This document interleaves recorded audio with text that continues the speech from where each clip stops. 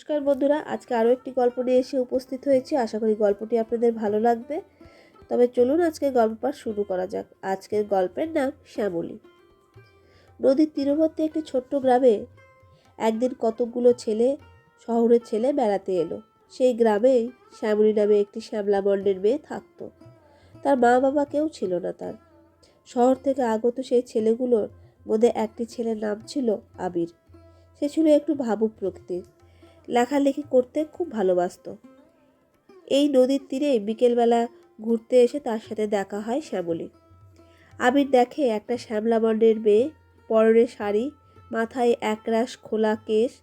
সে উঠে আসছে নদীর ঘাট হতে কলস কাকে।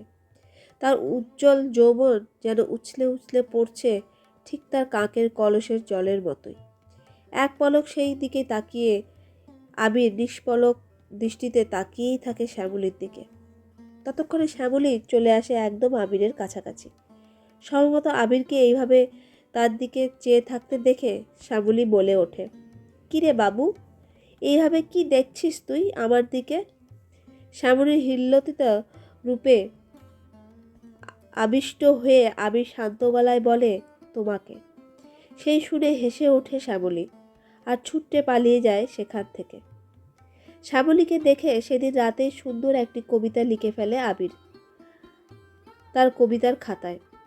তারপর আবির অনুভব করলো, শুধু তার খাতার পাতাতেই নয়, সে মেয়ে তার অন্তরেও একটা জায়গা করে ফেলেছে। পরের দিন সেই কবিতা সে শোনায় শ্যামলীকে।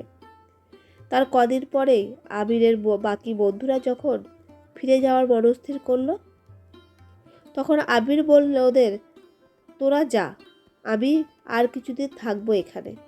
অগত্যা সেই কথা শুনে বাকি বন্ধুরা ফিরে গেল।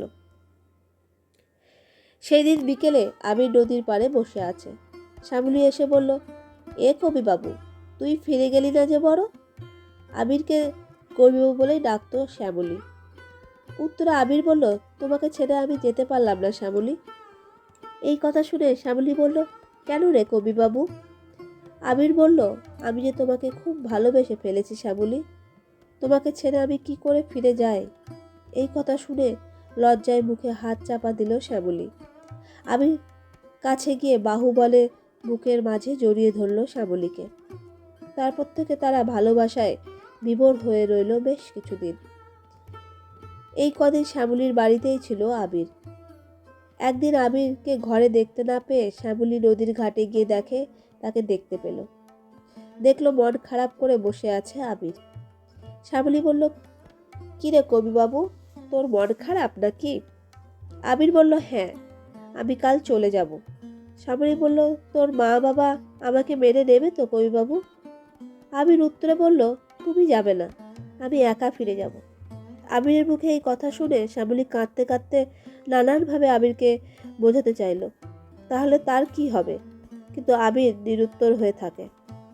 সারা রাত ধরে শ্যামলী আবিরকে খুশি করার চেষ্টা করে তার শেষ সম্বলটুকু দিয়ে। কেঁদে কেঁদে ভোর রাতে একটু ঘুমিয়ে পড়েছিল শ্যামলী। ঘুম ভাঙতে পাশে তাকিয়ে দেখে তার কবিবাবু নেই। সে তাড়াতাড়ি খোলা কেশ আর মাটিতে লুটিয়ে পড়া আঁচলটা বুকে তুলে নিয়ে ছুটতে ছুটতে নদীর ঘাটে পৌঁছয়। সেখানে গিয়ে সে দেখে সবে ঘাট থেকে নৌকা ছেড়েছে, আর সেই নৌকায় বসে আছে তার কবিবাবু। নদীর পাড়ে দাঁড়িয়েই কান্নায় ভেঙে পড়ে শ্যামলী। তার চিৎকার করে বলতে থাকে, কবিবাবু, তুই নৌকা পাড়ে ভেড়া, আমি যাব, আমি যাব, আমি যাব। সেই ডাকের কোনো উত্তর আসে না কবিবাবুর কাছ থেকে। আস্তে আস্তে দূর থেকে দূরে মিলিয়ে যায় নৌকাখানা, আর সেই নদীর জলেই সলিল সমাধি দেয় শ্যামলীর দেহ।